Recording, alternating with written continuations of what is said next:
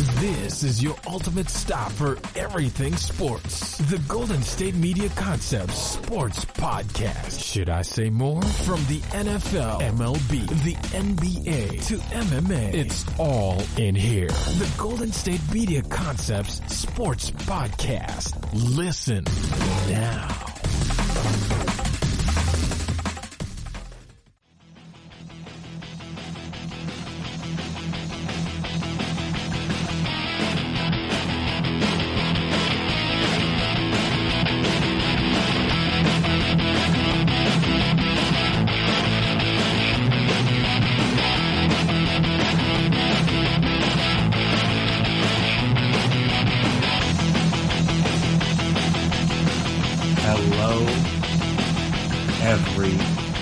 Bye, I want to welcome you guys back to another episode of the GSMC Sports Podcast presented by GSMC Podcast Network.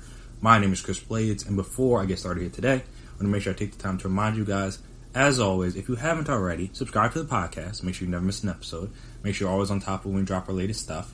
Also, if you could please as well, if you like what you hear today, like what you've heard in the past, give us a 5-star rating, write us a nice review wherever you listen to your podcast. It'd be very appreciated. Very helpful, allows you what you guys like, what you guys dislike, the way we can improve, all that fun stuff. And also, if you're on social media, we're on social media.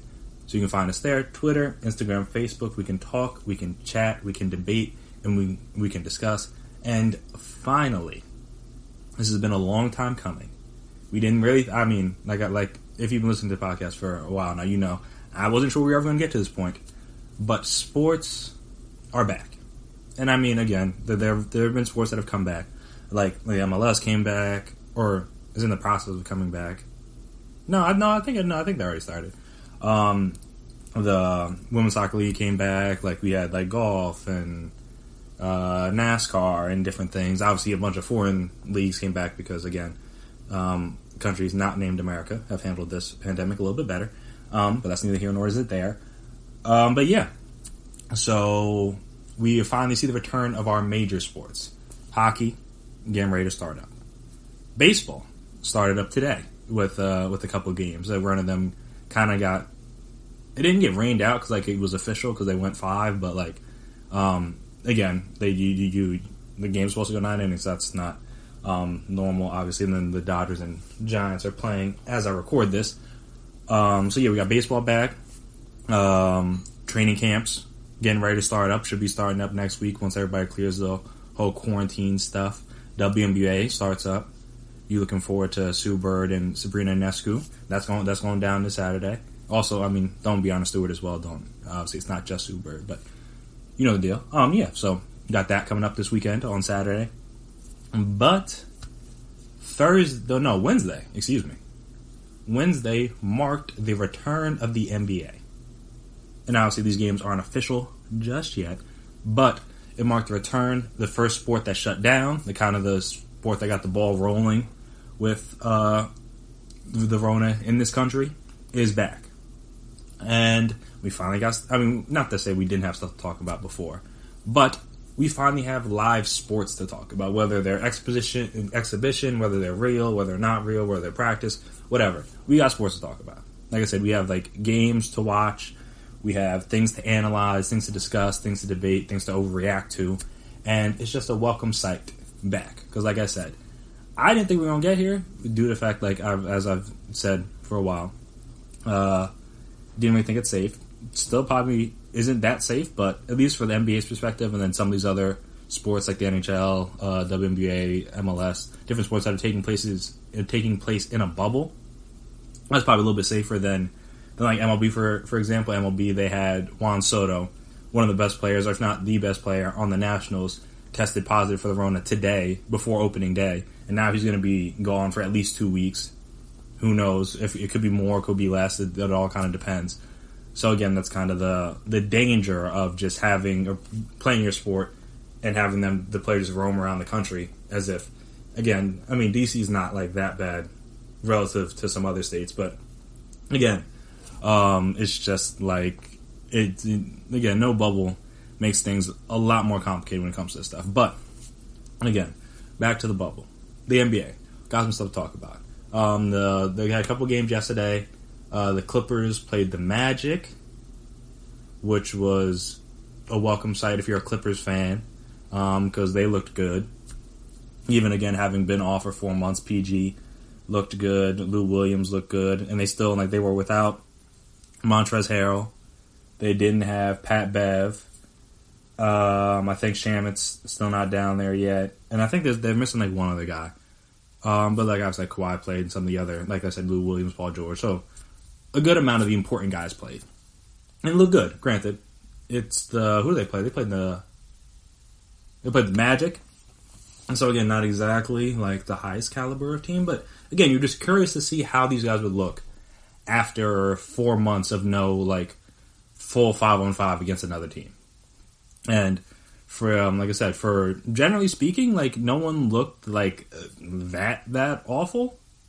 I mean, again, some people you could tell were still getting the rust off. Some people you could tell had clearly been putting in a good amount of work in this downtime because they didn't. I mean, again, they're not exactly at where they need to be at in order to, again, potentially win a championship at this moment. But it was a nice start. Nice to see that, all right, they don't have that much far. They don't have that far to get to.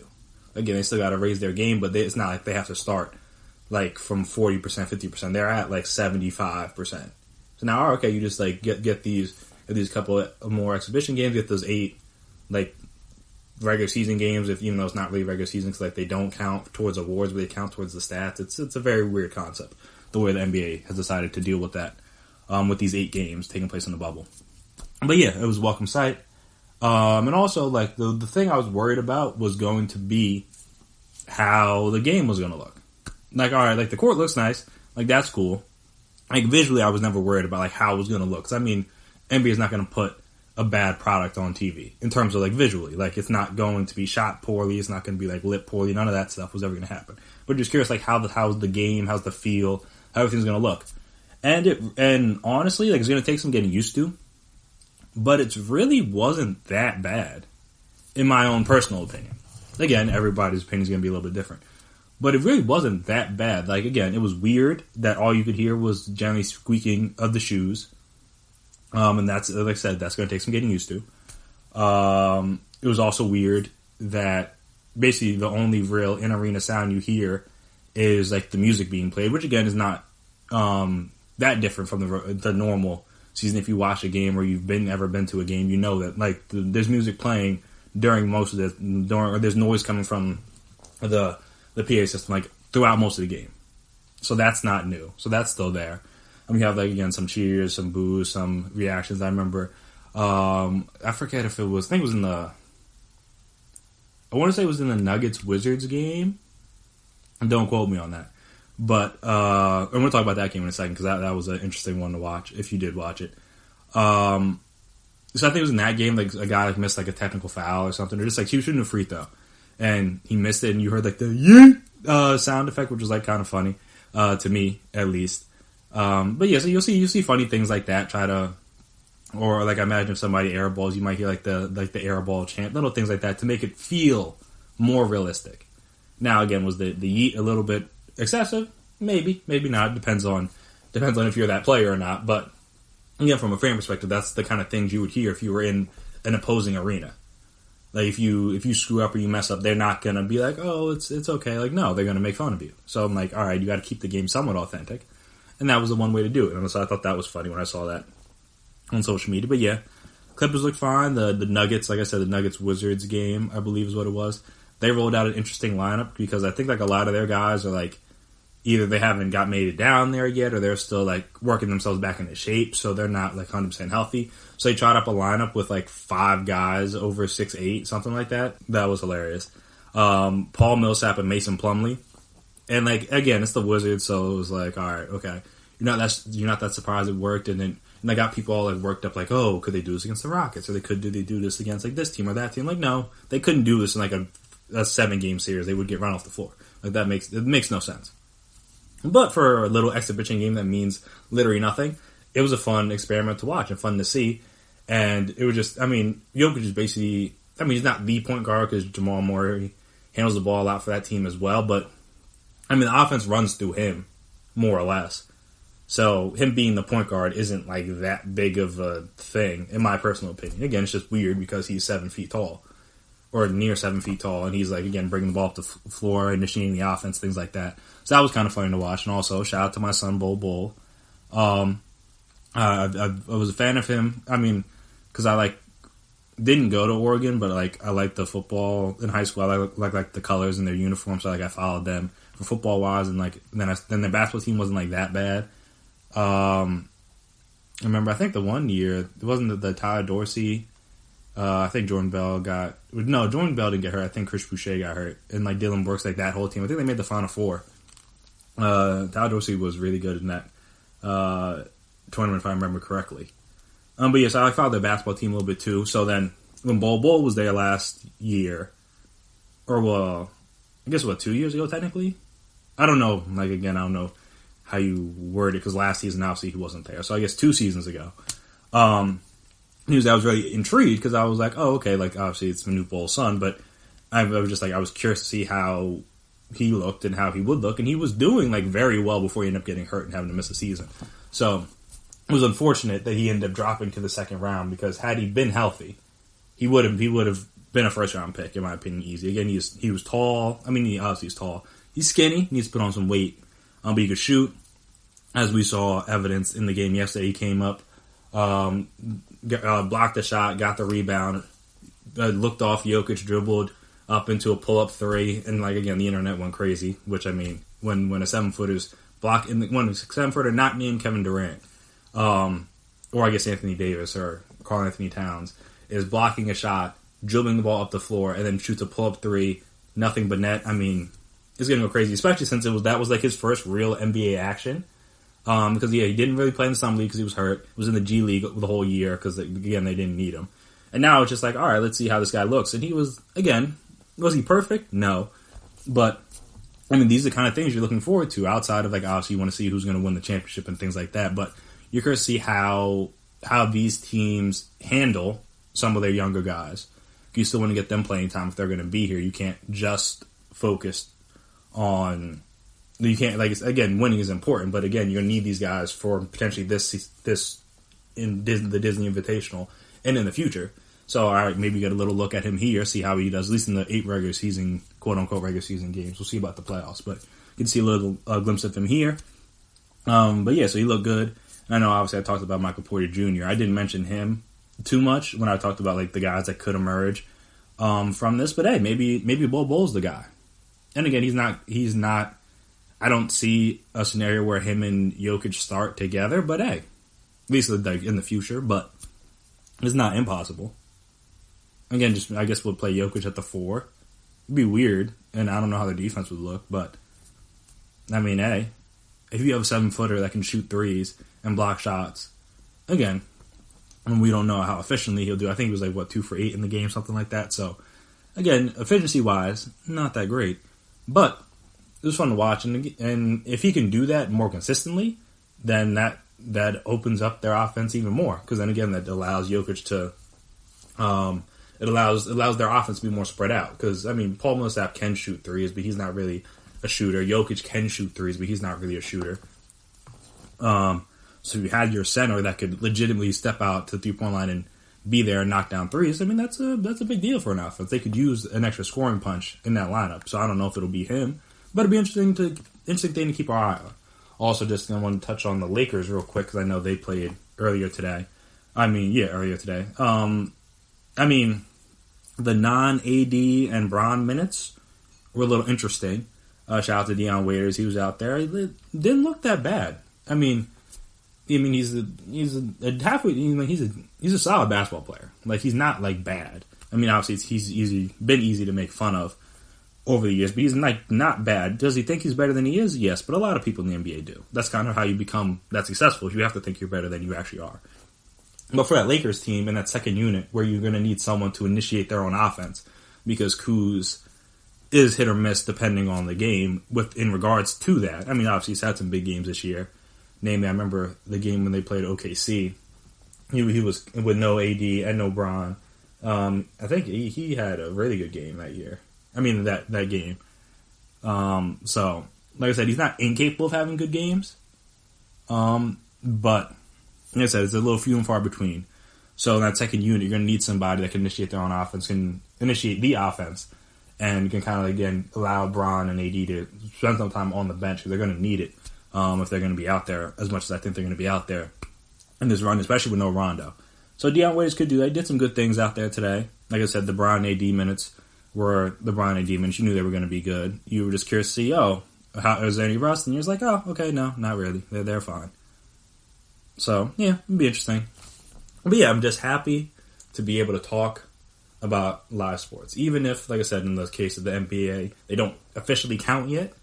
But from the major sports, like I said, we've been waiting this whole time. And like I said, we had a couple baseball games today. We'll talk about that in a little bit. Just like how I think that's going to work with the no fans thing and the players I think could do well. But like I said, sports are back. Hear ye, sports are back. And I know I'm happy to have them. Again, you could be all like, oh, Chris, you said we shouldn't do it. Yes, did I? Yes, but I still said I was going to watch. And I'm happy to be watching. That's what it comes down to. I'm happy to be watching. And I know all of you are happy to be watching out there as well, because it's been a long 4 months. I can say that for sure. It's been a long 4 months waiting for this day, for the NBA to return, for MLB to start up, for the NFL to get ready to start up, for if you're a hockey fan, getting ready for hockey to start up, or I guess ready for hockey to return, excuse me. All stuff we've been waiting a long time, and we're here now. We made it. We made it. Again, pandemic's not over, so still stay safe. But at least while we're at home, for as long as we can, we'll have some sports to watch. And speaking of those sports, as like I mentioned, baseball started up, and before it even got started, a big-time player got that bag. I imagine you guys know who I'm talking about, but if you don't, stay right there, and I will inform you right after the break, so stay tuned.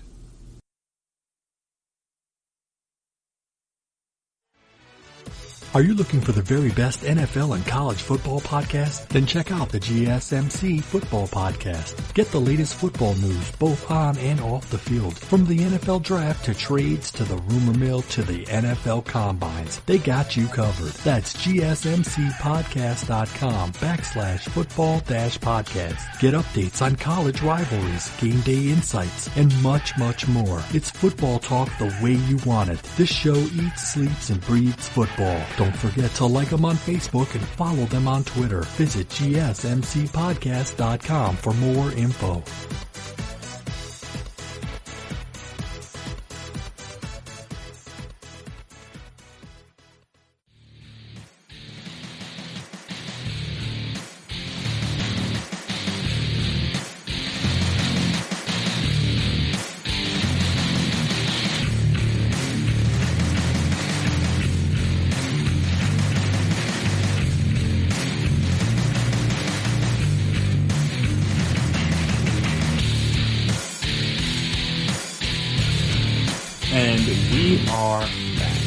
Again on the GSMC Sports Podcast presented by GSMC Podcast Network. So, shout out to Mookie Betts. Get your money, black man, as Childish Gambino once said. My boy Mookie, he got himself all the way paid. And he got it done before even taking an official at bat with the LA Dodgers. So, I mean, that's even... He didn't have to do it. I mean, he did have to do stuff. You have to be good, like, beforehand. But you get my point. Like, he didn't have to do anything for the Dodgers. And they were like, you know what? We've seen enough. We're going to give you all of the money. So, yeah, he signed a nice $365 million extension over 12 years, according to ESPN's Jeff Passan. Again, that locks him up with the Dodgers for over the next decade. A team that, at least for the time being, should be perennial contenders. There are heavy World Series favorites, them and the Yankees this coming season, or I guess this current season. And like I said, they between him, Cody Bellinger, Corey Seager, Max Muncy, Walker Buehler, Dustin May, who was a rookie that started today for them after Kershaw was a late scratch, throwing 100 with movement. I mean, like they just got guys. They just have good players all over their roster. And again, most of those guys I named aren't that old, so they're going to be around. Not even Kershaw's. Again, even he's in his 30s. Like that's not young, but it's not like he's not like 40. Like it's not like he's probably got a couple more decent seasons left in him. But yeah, so they're going to be around for a while. And again, you just add to that by keeping Mookie Betts.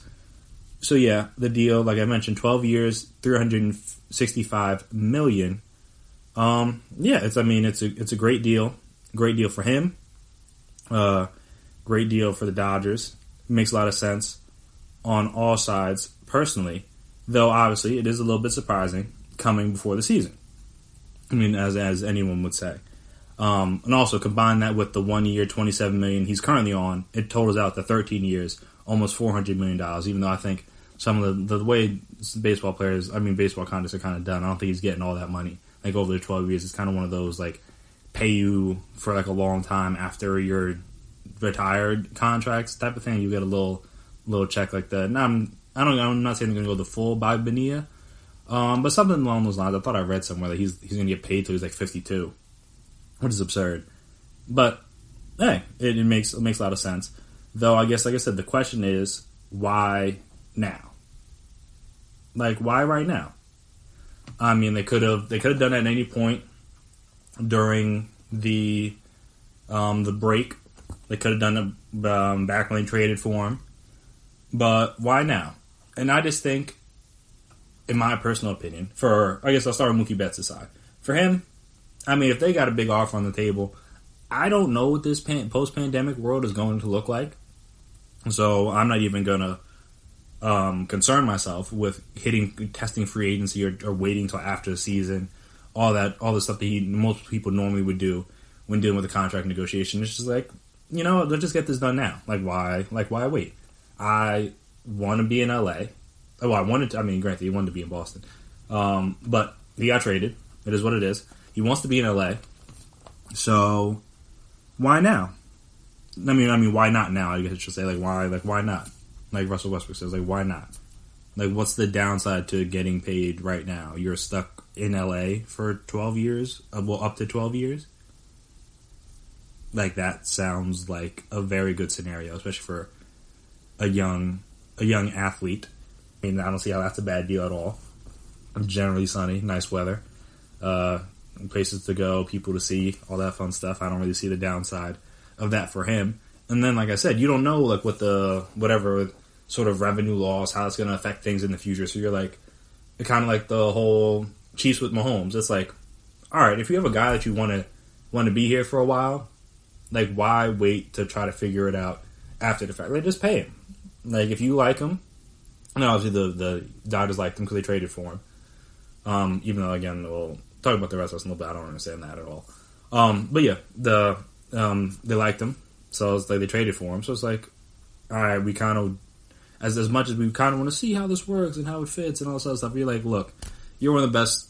I mean, at worst, he's one of the top 5 players in the league, probably. Again, if you separate like pitchers and like position players, he's probably like top 5. And like I said, that's at worst. It could, depending on who you ask, he could be like right there 2-3 behind Mike Trout. So it's like, if you have that guy on your team, why would you let him go? Wink, wink, Boston Red Sox. Why would you let him go? So I was like, all right, yeah, from his perspective, it's like, all right, I want to be here. Cool. I'm just going to sign this contract. You give me how many million? Oh, yeah, sure. No problem at all. No problem. I'll sign today. And I guess that's probably what he did. And like I said, from the Dodgers perspective, it's like, I guess the thing is, you kind of don't want to have to be worried about this or have this hanging over your head the whole season. Just like is Mookie going to stay? Is he going to go? Like, if you get off to a slow start, or if things don't go your way at the end of the season, it's like, was this just a 1-year rental? Blah blah blah. It's like, you don't want to have that conversation. It just can get repetitive and it gets annoying. And granted, it's not to say it's just baseball, because like obviously within the baseball world, that conversation will come up, but you see it all the time in basketball. You see it with football. Like, you see guys that have to answer contract questions over and over and over, and like teams have to answer contract questions over and over and over when they have a guy like that only has 1 year left on his deal. And it's just like, sometimes you're just like, I don't really feel like dealing with that. like I said, especially if you have a guy that you want to be on your team, it's like, all right, then we might as well just get the deal done. So from the Dodgers' perspective, it's like, all right, could you have waited until after the pandemic, or after you see the effects of the pandemic, in order to see what the revenue, what the money's going to look like? Yes, of course. They could have easily. The Dodgers had really no real incentive to get this done like right now. But then again, from the Dodgers' perspective, it's like, what's the point of waiting? Like, what good do we get from like deciding to do this in the middle of the season or deciding to do this after the season? Like, what is the positive from our end? Because I don't really see one personally. Again, to each his own. But just for me personally, it's like I don't really see how there's like I don't see like what the logic is behind waiting if you know you want this guy on your team. Like you didn't trade for him. Obviously, you traded for him to win a World Series, which hopefully they can do. For the Dodgers' perspective, I'm not a Dodgers fan. I could care less. It's funny to make fun of them for getting close and losing. I'm kind of like the Bills. It's like, all right, like, I mean, I could only imagine what it would look like if social media was around in the 90s when the Bills kept getting to the Super Bowl and kept losing. I mean, the Falcons fans are still ridiculed to this day for blowing a 28-3 lead.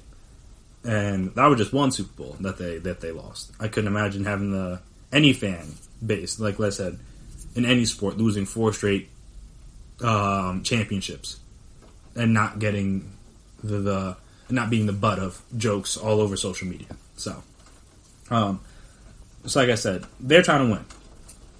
They are trying to win, and they think having Mookie Betts on their team long term gives them the best chance, which it does. Then yeah, like I said, there's no reason to wait around on it. It's just like, hey, just get it done. Just get it done. And that's why, looping a third team here, from the Red Sox perspective, the trade, to me at least, still makes 0 sense. Like, I know it's like some Red Sox fans like, oh, he doesn't even want to play there. Like, he's just going to play out the year, then he'll come back to us. Like, it's fine. Like, we're just a 60-game rental or whatever. It's like, no. I mean, well, before yesterday, he could have like said, oh, maybe. But like, no. Like, all right, well, we can put a pin in that dream. I'm like, come on. Like, why after you just spent... If I'm Mookie, why after you spent all this time saying you're not going to pay me big money would I then want to come back to you for what I imagine would not be big money? Because, again, they said they're not paying him big money. Like, that line of thinking on this never really made any sense to me. But yeah, just like, like I said, from the Red Sox perspective, it's kind of like a... not exactly a similar situation, because obviously the Cowboys haven't traded Dak, and there's no like franchise tag per se. I mean, that's kind of what arbitration is if you really think about it. But like, that's not like what they were doing in this scenario. He just had 1 year left and he was going to go hit free agency if he didn't sign an extension. But yeah, just like if you want a guy, you think he's good, and if he is good for your team, and your team is clearly better with him than without him, then just give him the money? ? Like what are you waiting to do? And that's what I said. That's why, from the Red Sox perspective, this whole thing never made any sense to me. Because I'm like, why in the world would you not just pay a top 5 player in the league his money? Other than because you're trying to be cheap. Which, it's not his fault you paid big money to guys that aren't as good as him on the roster currently. Well, I guess, you traded one of them in David Price. But, like I said, that has nothing to do with him. Like, I'm like, what you guys decide to do with other people's finances does not affect what you decide. Well, doesn't affect what you should do with my finances. I mean, if I'm good, I should get paid. That's how it should work. I mean, again, who knows? Maybe they could do a whole Washington Nationals thing. I doubt it, but like maybe they could. With the whole, like, obviously they didn't trade Bryce Harper, but they let him walk. They're like, we'll spend this money here, here, and here. It worked out. They won a World Series. Granted, then they let Rendon walk, which is like whatever. But I mean, they had to re-sign Strasburg, so it's like, you pick and choose your battles. At least they won something. I mean, the Red Sox did win a World Series. So I guess they're like, I mean, we're good for the next. I mean, they went how many years? Was it like 86 or something like that between World Series championships? They've won like 3 in my lifetime, I think. No, because they won the one in 04. And they won another one. Oh, no, they won 3. Hold on, how many rings does David Ortiz have? Because that'll let me know how many World Series they've won in my lifetime. I gotta hold on. Let me check this here. Does he have 3 or does he have? He has 3. All right, so I was right. So they won the run in 04, like I said. Won in, I think what was it? It was like it was 07. Like I thought they won 2013. Forgot about that. Oh, David Ortiz was the MVP twice. Interesting. I mean, like in the playoffs and stuff. That is interesting. But yeah, and then obviously they won the one in like 2018, which they may or may not have cheated to get.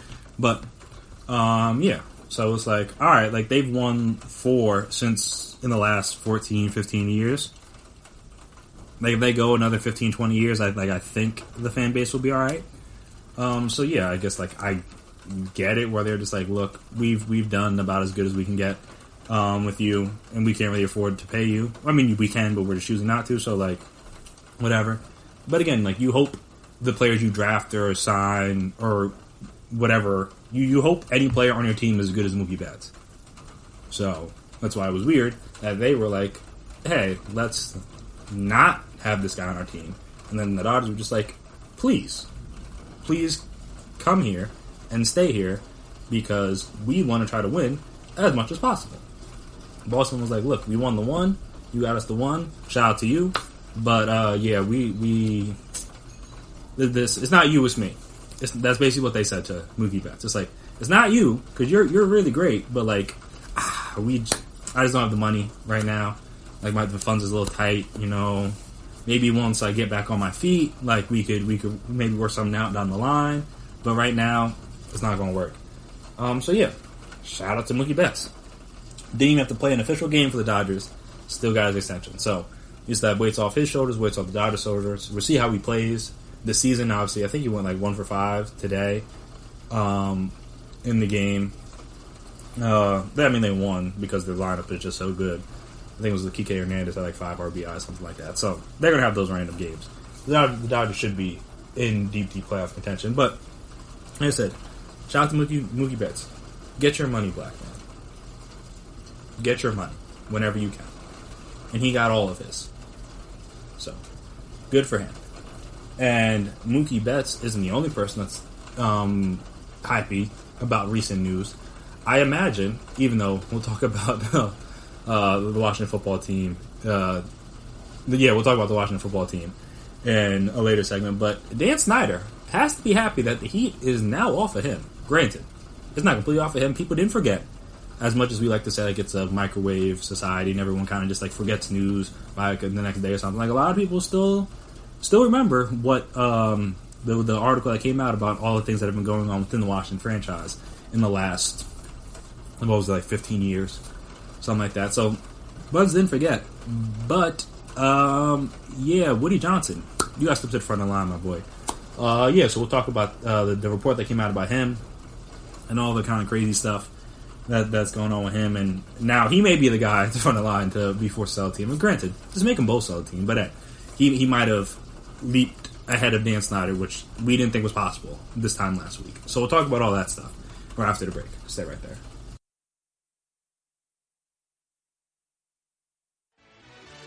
Check out the show that's built on the MMA. From the UFC to extreme cage fighting, they got the fights covered. Check out the GSMC MMA podcast. Get the latest news on past or upcoming fights. Join us as we talk to and about some of the biggest names in the MMA, past, present, and future. When it's the fight game, there's just one show to check out. GSMCpodcast.com/MMA-podcast. Don't forget to like them on Facebook and follow them on Twitter. Visit GSMCpodcast.com for more info.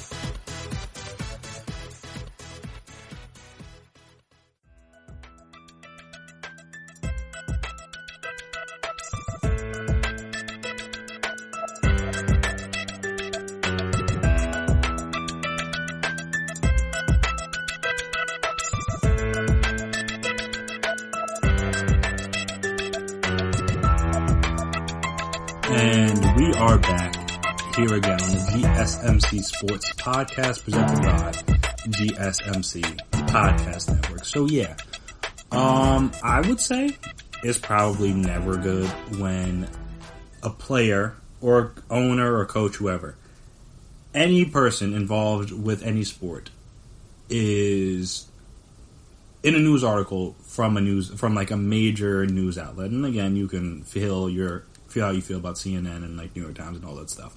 But like generally speaking, when you talk about like sports news, you're hearing it from like ESPN, you're hearing it from Yahoo, The Atlantic, Fox, like something like that. You're not hearing about breaking sports stories from CNN. And so that's how you know this story is bad, is that the fact that it is so big that not even like a sports reporter, like a national like reporter that covers like a wide range of topics was like, oh, you need to hear this.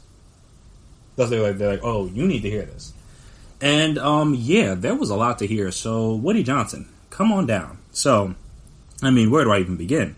Okay, we'll start because like the stuff that he did or allegedly did or didn't do with the president for the president is a separate issue when it comes to like football. It's just as bad. It's still just as legal. I'm pretty sure you can't like try to negotiate something like that. I'm not gonna act like I'm a foreign policy expert, so I don't know all the rules, but I feel like negotiating a deal so that the British Open could be at one of the president's resorts or golf clubs or whatever, so that he could benefit from it and it would help him make money.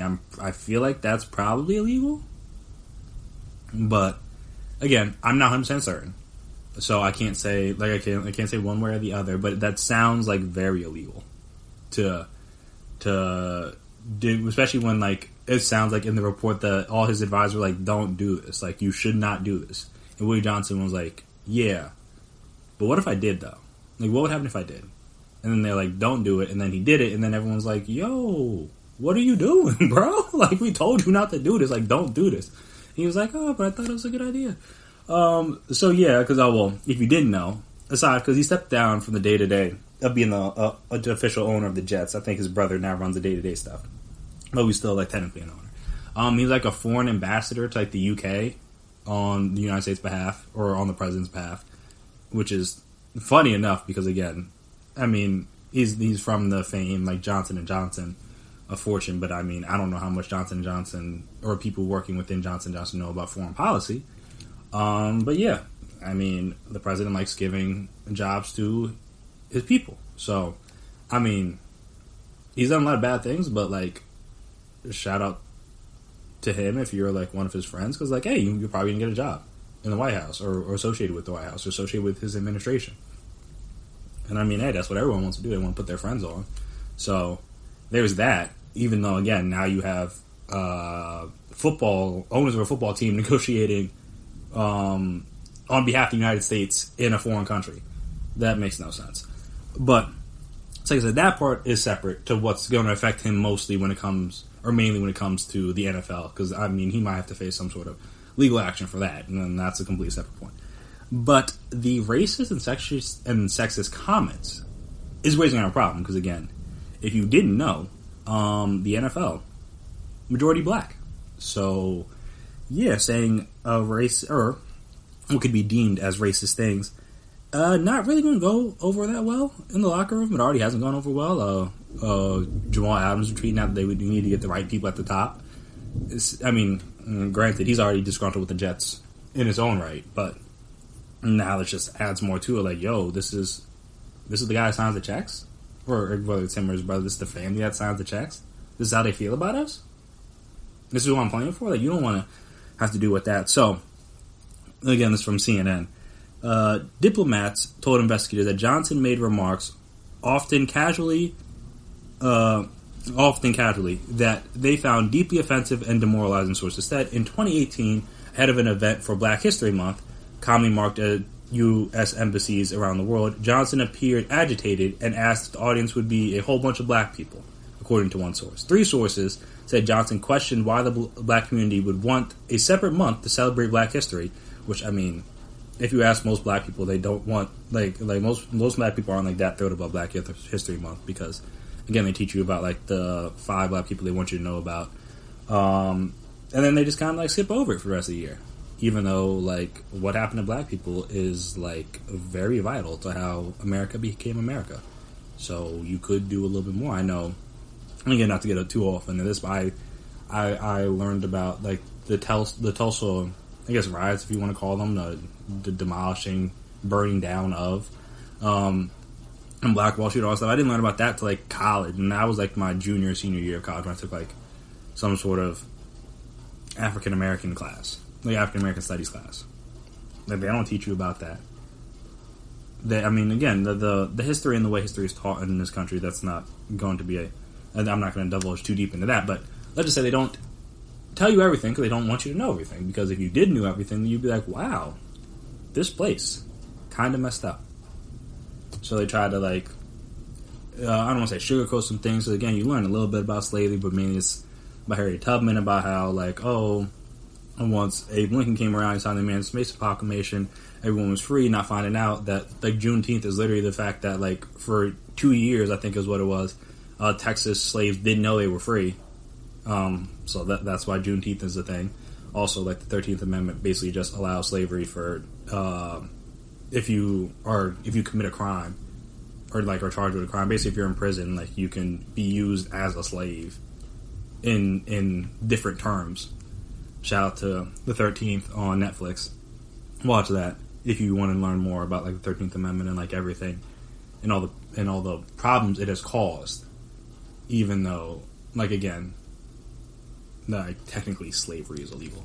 But yeah, so he said that. I don't like why I say those things about black people. I don't know. So yeah, on top of the fact that he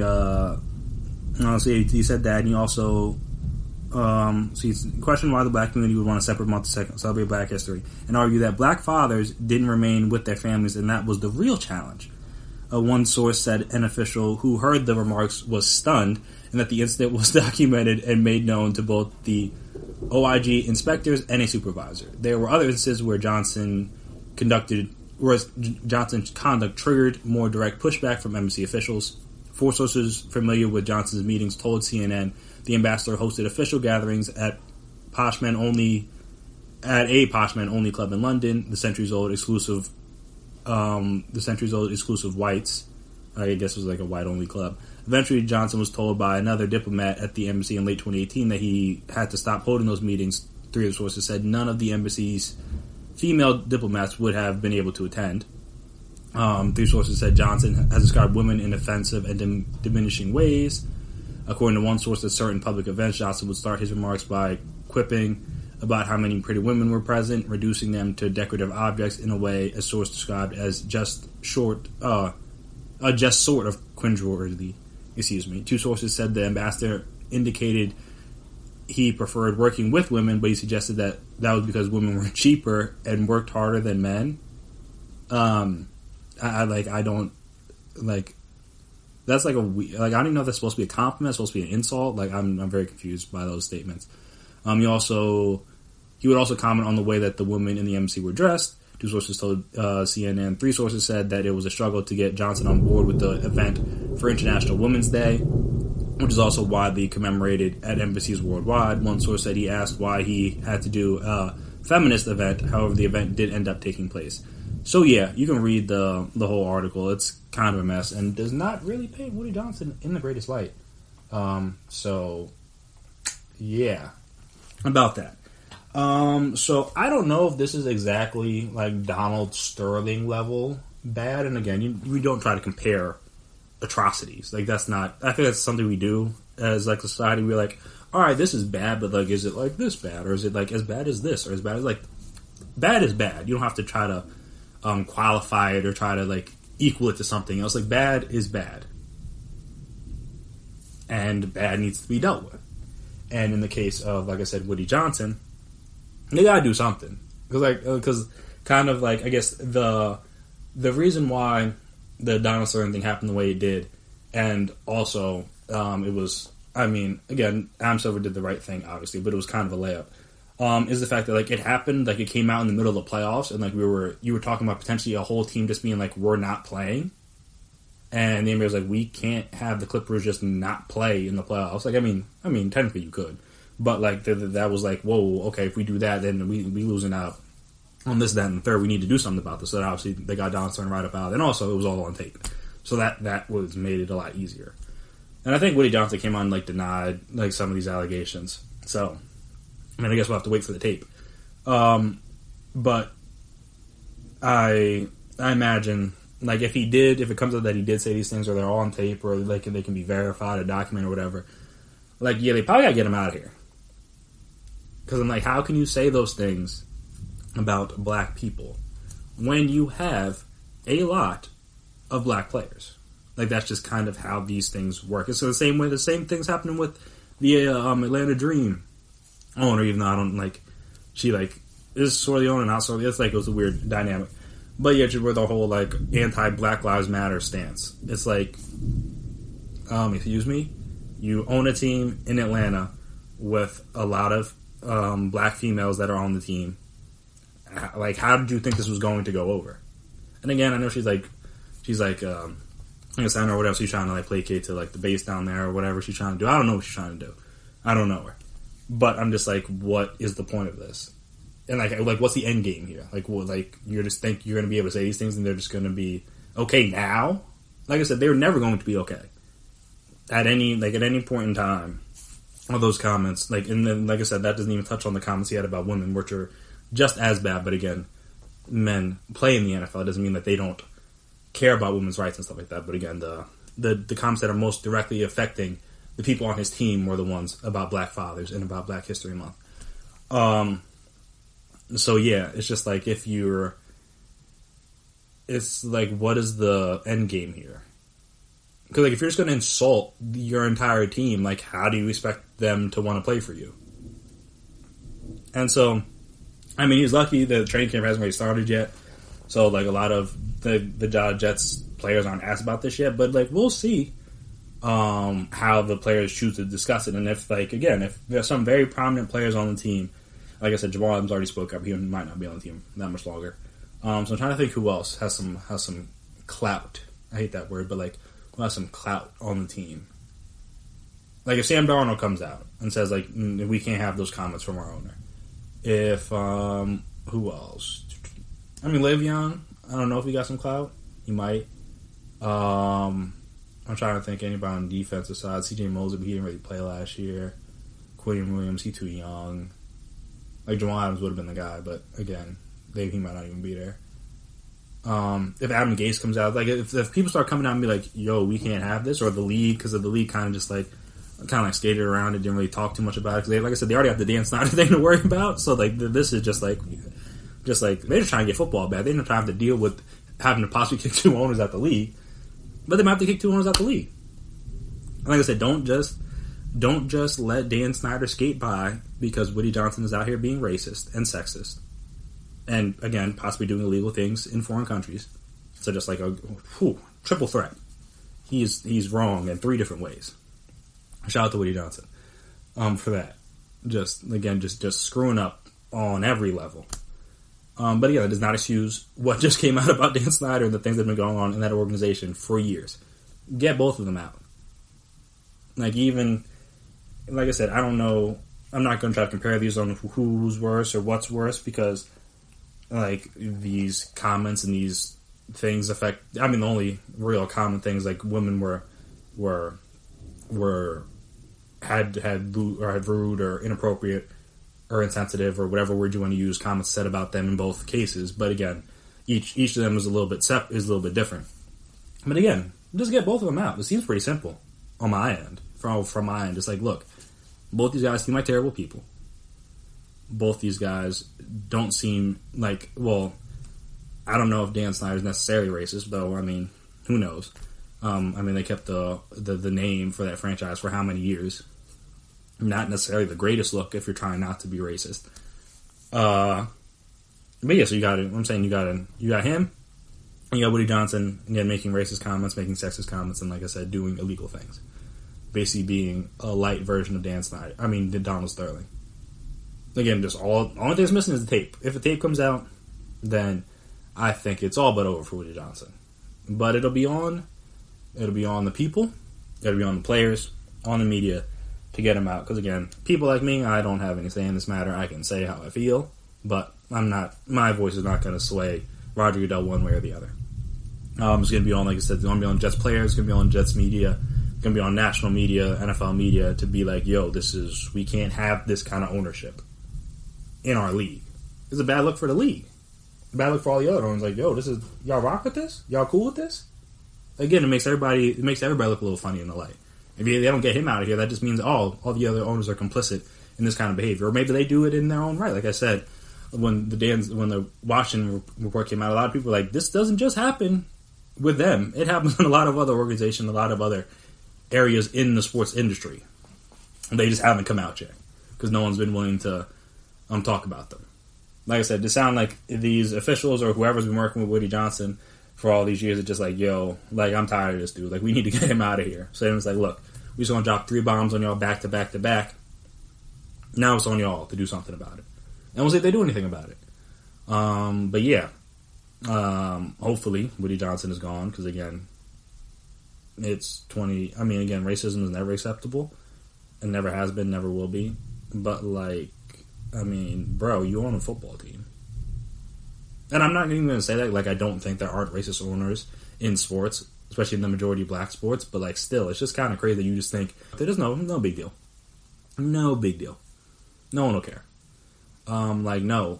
People care and people are offended. And like I said, not just the comments about black people, comments about women. All of it's bad. So, we'll see what happens with him, see what happens with Washington. But like I said, if we're up to me, let's get both of them out, clean house. Again, you trying to you can't just have those kind of people in charge of your league. It's just a bad look for the league, in my opinion. But we'll see what they do. But yeah, so speaking of Dan Snyder, that team, or his team, has come up with a new name for the season. Or have they? It's very confusing when you really think about it. But yeah, so we'll talk about that, what they decided on, what they're going to do, how the uniforms, the jersey, everything's going to look. And like, all that fun stuff. Right after the break. Stay right there. It's a mess. But you knew that already.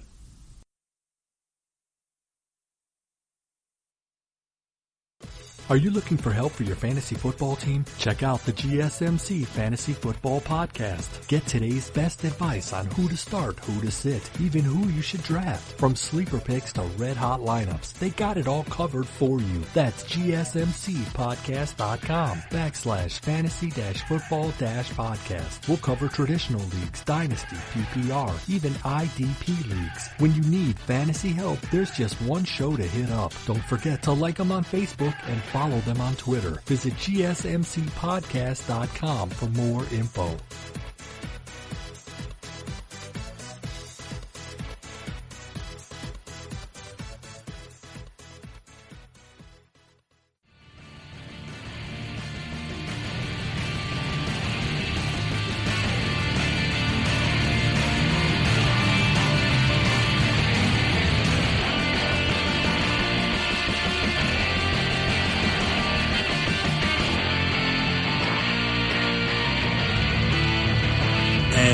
We are back here again on the GSMC Sports Podcast presented by GSMC Podcast. So, the Washington football team has decided on this temporary name. I don't know if it's going to be for this whole season, if it's just going to be for the time being until they can find another name, whatever. Who knows? But this is again, this according to ESPN and Adam Schefter, effective immediately. So this came out earlier Thursday. Effective immediately, Washington will call itself the Washington football team, pending the adoption of a new name. The NFL franchise announced on Thursday. This is not final. This is not a final renaming and rebranding for the team. This is the name it wants to use until the adoption of a new name at some point. The team will continue the process of retiring the former name in hopes to be entirely rid of its physical and digital spaces in the next 50 days by the September 13th regular season game against the Philadelphia Eagles, the season opener, obviously. Washington will not have any changes to its color scheme, which I'm completely fine with, the burgundy and gold. it's very, very solid colors. Plus the way they're doing it is like pretty cool. It will still use burgundy and gold, and the logo on the helmet will be replaced by each player's number in gold, so kind of like a college-y type feel. Which I don't mind when college teams do. I know Alabama used to do it. I think Penn State still does it. Some teams still do it. I think it's pretty dope when you do it.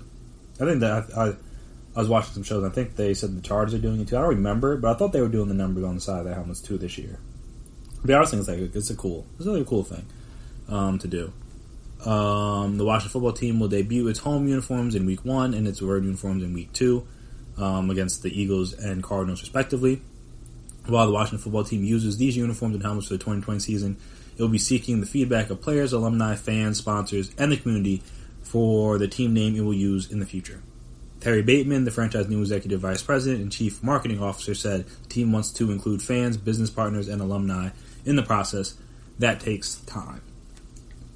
You're doing a rebranding process that correctly takes 12 to 18 months. If you want to do it right, you have to take a deep breath, take a step back, and go through the process, he said. We want to do it right. We want something thoughtful and exclusive and smart and bring a lot of points of views into this and come out on the other side with something everyone is proud of and can rally behind. So yeah, again, you can read more into you read more into the article there if you are more interested. If you're more interested in just finding out more backstory about this. But I just thought it was kind of funny that what many people called them because they didn't want to use the name that was offensive to Native Americans are now just what they're going to call themselves, is the Washington football team. And this, like, the timing of it was like kind of funny. Cause I think this was like either right before or right after. It might have been like right after. The expansion NHL team in Seattle came down. Like, they were called the Kraken, which is like a cool name. Like, their uniforms look cool. The logo's like whatever. But like, the uniforms look cool, everything look cool, and then the Washington is like, we're gonna name ourselves the Washington football team. And it's like, if you want to do that, you gotta get that out early, bro. So you don't look like, you're gonna look bad once this team was announced anyway, but still, at least you wouldn't look as bad as opposed to you're coming like literally like 20 minutes after. They just had this cool thing. Like I said, they got the nice logo. They got the logo's like alright, but they got like the logo. They got like the name. They got the colors. Everything looks good. And then you're just gonna be like, we're not gonna have a name this year. And everyone's just like, what? Like, yeah, people were clowning them. It was bad on social media. And I wonder if this has anything to do with the fact that like there was a guy that they said like trademarked a bunch of like the names that, and I don't know exactly how trademark laws work. I don't know if you can just trademark them and like not use them for what they're supposed to be used for, stuff like that. I don't know exactly how it works. But I know there was like, supposedly there was some guy out there that was just like trademarking a bunch of like the popular names that they could do. So I don't know if that's the reason why they haven't been able to pick a name yet. Again, they haven't come out and said that, so it's hard to say whether that's true or false. But I know that story was out there. The fact that this guy was just up there, again, a bunch of trademarks for potential names that the Washington franchise could use for itself. So that was kind of funny. But yeah, like I said, it's weird because especially when you just like the Washington football team, like their logo. Everyone gets like the new like logo or whatever that they displayed today. Just says like it's just like a burgundy square with like Washington football team established 1932 on like in gold letters. So that was like kind of weird. The jerseys are interesting, are not that bad though, because like I said, their home jerseys it's a darker red than I think they normally were. Just like the color, the number on the front, Washington over the number, I believe, and then like I said, the gold burgundy helmet with the gold numbers on the side. So yeah, like it looks like the jerseys don't look like that bad, in all honesty. But it's like the site or the funniness behind I don't know if that's a word, but the humor behind them just like calling themselves like nothing is like pretty funny, at least in my opinion. And I know, like I said, in the opinion of a lot of people on social media, they were like why? Like, how do you not like aren't able to pick a name? But like I said, from their perspective, it's like, all right, we removed the name. Like, what more Like, I mean, not what more do you need for them to do? Because, again, you need to pick a new name. But it's like, for the time being, like, that's, like, decent enough from their perspective. It's like, all right, we don't have that name anymore. And I guess I get their aspect of you don't want to just, like, rush into picking a name, seeing as that's what your franchise is going to be called for the next how many ever years, as long as whatever you call yourself doesn't turn out to be an offensive term. Then you should be fine. So, yeah, like, I understand, like, wanting to get, like, fan ideas and, like executive support and sponsor support, all the thoughts and all the ideas you can get, and kind of whittling it down from there. Like I said, just the idea they're just not going to have a name this year, like, in theory, is, like, very funny. If that's how it goes down. We don't really know if that's going to be how it exactly goes down. But if that is how it goes down, that is very funny. That they just, like, won't have a name. They're just like, how don't you have a name? Like, every sports team has a name. Like how don't you have a name? Like, what? Like, just the Washington football team. That's what we're going to be calling ourselves. The Washington football team. I don't know. It's all just kind of funny. Especially when, I mean, again, I guess the only other thing I could see from that perspective is, like, it took them so long to be willing to change the name. Like, the fact that it would take them a while to, like, pick a new name is also not that surprising. Because as we already discussed, Dan Snyder back in 2013 said that you could put it on all caps. He's never changing the name.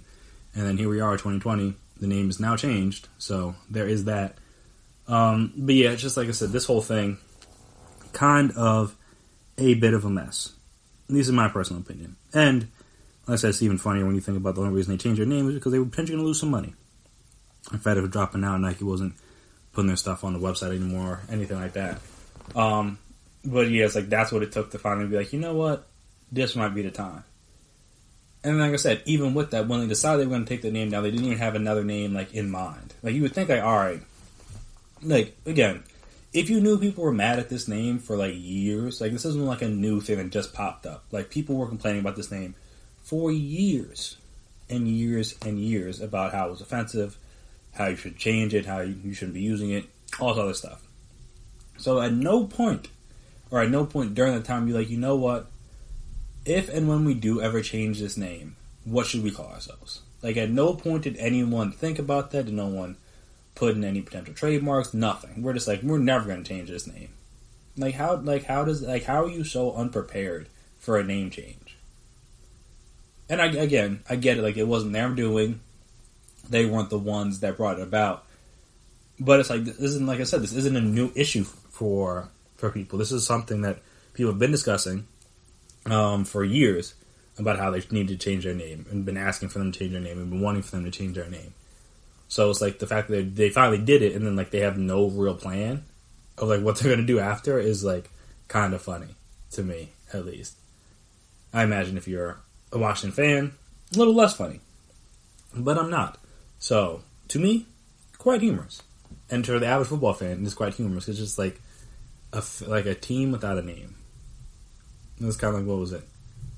What was it called in, like, well, The Faceless Man, but I think in Game of Thrones, it was like, I guess they were like the, what did he say to Arya? Like, a man has no name? Or something like that? I don't know. The last season is kind of, I haven't gone back and rewatched it yet, I've kind of blocked some of the memories of that out of my head. Plus, that fifth season was awful. Outside of Jon Snow. Jon Snow carried that season, and they killed him. Spoiler alert, sorry, if you haven't watched Game of Thrones yet, I guess. But, I mean, again, at this point, I mean, you don't even know who Jon Snow is, so. But yeah, my bad, I guess. But yeah, I mean, if you haven't seen it by now, especially during the pandemic, like, I'm sorry, I really don't feel bad for you if I spoiled anything there. I mean, he's like, no, I'm not even gonna, like, I mean, you kind of know, but, like, I'm not even gonna say it. But yeah, so I think I was like, fifth season, the man has no name, and now a team has no name, and they'll be trying to figure it out. Like I said, the only good thing that they've done recently is to keep their jerseys, because the jerseys look pretty solid. I wasn't really a big Washington jersey guy, but the jerseys, they look good. But I'm saying, the team name fiasco, bad. The sexual assault, sexual harassment fiasco, bad. The fact that they're investigating themselves, very bad. Like how are you going to investigate yourself? Like Dan Snyder's going to, like, again, he might have hired an outside legal team or whatever, but like he's overseeing an investigation on himself, more or less. Like it's on his own franchise. Like that's like, again, that's like someone robbing your house, then like hearing you lost something and helping you find it. Like, of course, you're not going to find anything when I help you because like there's nothing to find because I already took it. It's kind of like, again, we talked about this on the podcast before. Spoiler alert, if you haven't seen season 5 of The Wire, it's like, so if you haven't seen it, skip ahead like 30 seconds. But yeah, it's like when McNulty was going around like fake killing homeless people and saying there was a serial killer just so he could get like the police budget, and then like he actually had to go look for this. Well, he didn't have to go look. But, like when he was given the money to go look for the serial killer, he's like, I can't. If I'm looking for myself, like I'm not, unless I give myself in, we're not gonna find anything. And it's a similar scenario, at least in my opinion, with that investigation. It's like they're investigating you, bro.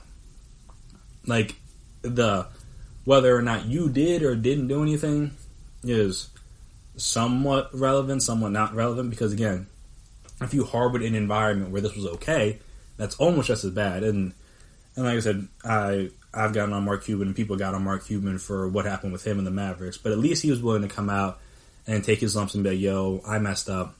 I wasn't on top of this, I wasn't on top of that. I should have paid more attention to this.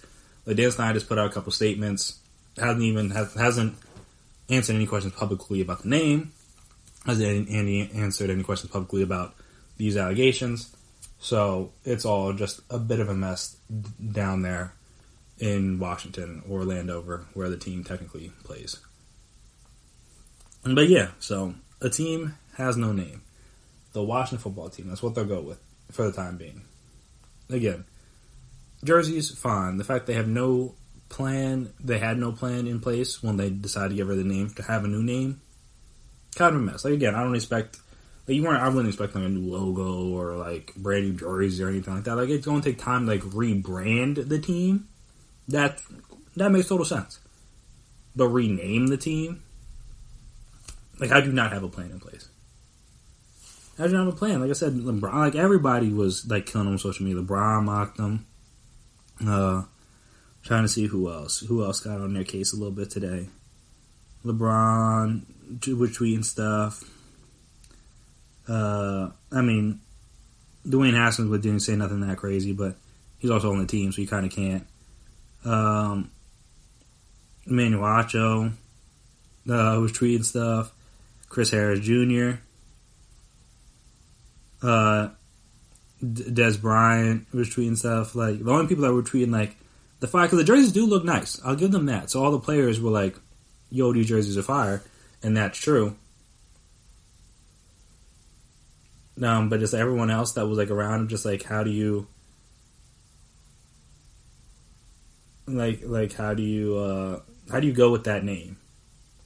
And again, maybe they're playing the long con here. They're gonna figure something out. But like as of right now, it's like that. Just then, the fact that you have no name is crazy. But hey, I mean, most people they didn't like using the name that they did have called in the Washington football team anyway. So there's no real change with that. So I guess that's a positive sign for people like me and those that have been trying not to use the name for some time now. At least that's not what they're called, so I don't have to worry about it. But yeah, that was just funny. I had to speak on that. But on a more positive side of things, the MLB finally made a decision on if they're going to have expanded playoffs or not this year. So we'll talk about that. Talk about if more teams are going to get in. Talk about if the same amount of teams are going to get in. Like what the decision was, how I feel about it, how I think it'll work, how what all the stipulations and agreements and stuff like that are. Touch on all of that right after the break. So stay right there.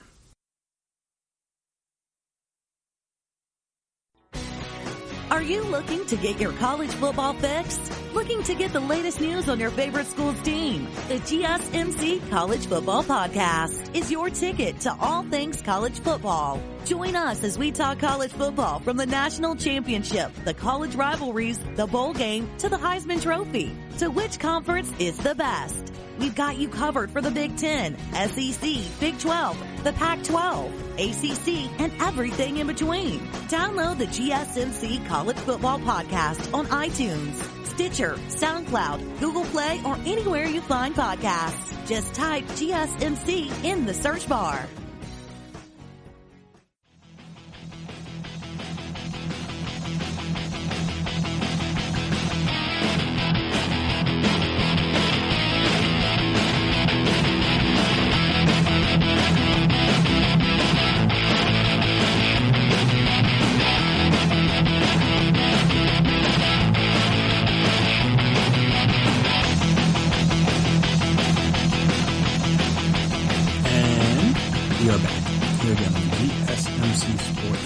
podcast presented by GSMC Podcast Network. So, Major League Baseball and the MLB Players Association agreed Thursday to expand the playoffs from 10 teams to 16 teams for the 2020 season, the sides announced. This season will be a sprint to a new format that will allow more fans to experience playoff baseball, Commissioner Ron Manfred said in a statement announcing the expansion. We look forward to a memorable postseason concluding a year like no other. All second-place teams in the 6 divisions will now qualify for the playoffs. The 7th and 8th playoff teams in each league will be determined by best record. The first round of the playoffs, scheduled for September 29th through October 2nd, will be 4 3-game series in each league, with all games played at the higher seed's home stadium. The rest of the rounds will be their customary length. The 2 division series in each league will be 5 games. The American League and the National League Championship Series will be 7 games, and obviously the World Series will be 7 games. We hope it will result in highly competitive pennant races as well as exciting additional playoff games to the benefit of the industry and all involved heading into next year. MLBPA Executive Director Tony Clark said in the statement. Thursday's agreement also included a surprise collection of the luxury tax will be suspended this year. A person familiar with the details told the Associated Press, speaking on condition of anonymity because no announcement was made. The playoff expansion plan had previously been part of MLB's proposal to restart the season before the union ended talks and told the league to unilaterally announce a schedule. The postseason last expanded in 2012. In each league, the division winners will be the 1 through 3 seeds. The second place teams will be 4 through 6, and the teams with the next best record, regardless of division, will be the 7th and 8th seed. The first round pairings will be 1 versus 8, 2 versus 7, 3 versus 6, and 4 versus 5. Manfred said. Tiebreaker games will be eliminated with ties broken by head-to-head record, followed by better record within a team's division and record in the last 20 games within the division. If there is a tie, the standard would be the last 21st, 22nd, blah, blah, blah, whatever, however long it goes. So yeah, that's interesting. So, before I give my own opinion on it,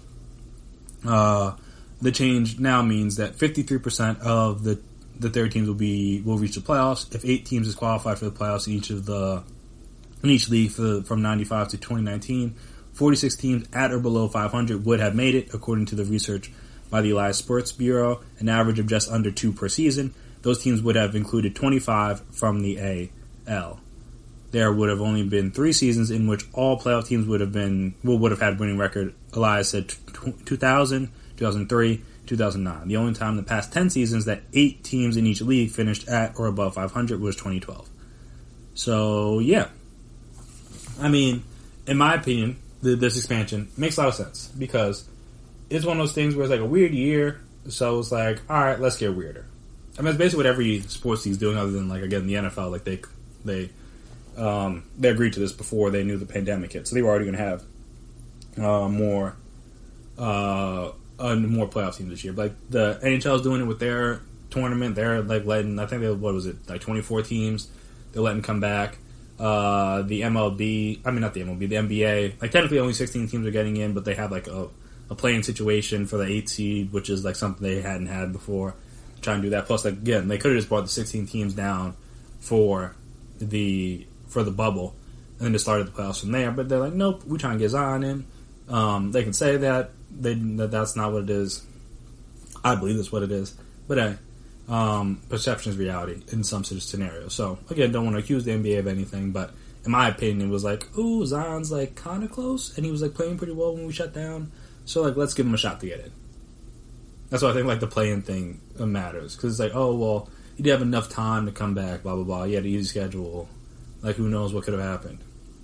And like, yeah, they were also in the 10th seed. He had to get past the Blazers, who are now more or less fully healthy, from my knowledge. Again, I know Nurkic played earlier today. Zach Collins is back, so some of the guys they didn't have when the season was suspended, they now have back, which will definitely be big for them, especially since a few of those guys are like big guys, which is kind of what they were missing a little bit. They needed some more size down there. So I'm saying like teams and leagues all over doing like weird stuff. I mean, they already had done the DH, the universal DH thing in the league. So it's like, all right, like if it's a short season, why not let more teams get in? Like, why not? Like, it seems like completely reasonable. That just like, hey, why? Like, just like again, there's less games. You have, again, if you start off slow, you don't have as much chance to come back, and like vice versa. Like teams that start out hot sometimes kind of falter in the middle of the season. Like you won't have that happen because if you start out hot for the first month, you only have really like 1 month left. Depending, I don't know exactly how many games they're playing like per month and stuff like that, but I know. So like if you start now, you go through August to September, like the season. I think they're gonna do the playoffs like pretty standard, so like it'll be done by November. So playoffs will start in like I said, end of September. So basically, it's literally like 2 months. So they're playing like 30 games in a month. Like, again, you get off to a hot start, like you're gonna be hard to catch. And like I said, vice versa. If you get off to a slow start, it's gonna be hard to catch up. So again, this just gives more teams the chance to make it. And then, like I said, just adds a little bit more excitement, adds a little bit more intrigue to this season and to sports, which like I said, that's what, I mean, in this time where we're all just happy to have sports back and able to be played. It's like, all right, well, now that we have you back, how can we try to keep your attention and show you, like, all right, our sport is pretty interesting. And that's kind of what the MLB has been suffering from, is that they haven't had that growth, especially in the younger crowd, which is the demographic you would want to get, because if you can get kids, and then you can get their kids, and then their kids, and then now you have like you're building generations and generations of fans. And so getting adults in, like that's most people by now either know whether they like a sport or they don't like a sport. Like very few people, even people might get more involved in a sport because like family or like a partner or something like that. But like no one is gonna like, I don't like baseball, and then randomly on their own be like, you know what, now I'm a diehard fan. Like that's just not a common thing. Not to say it doesn't happen, but it's not common. So your best bet is to get people while they're young. And that's what I'm saying. That's why the NBA has been so good with that, just because, again, they use a lot of social media. They allow their players to talk, speak out. They do. They're on all the apps where the kids are on. Like they're on TikTok. They're on like Twitter or Instagram, stuff like that, where a lot of kids are seeing things. They're very visible, very noticeable. So then it's like, all right, well, you can get viewership through that. And then plus, like, again, like they're all these guys, best players, the LeBrons, the Steph Currys, different guys like that. Like they're everywhere. They're all over commercials. They're all over this. They got that. They got sneakers. They got gear that you want to wear. All this stuff. So again, that helps the kids out as well. Football is just different because like it's like it has its own day, which again no other sport, at least in America, is like that, where it has like its own day. Like, everyone knows like Sundays are for football. It doesn't matter what other sports on, whatever else is going on.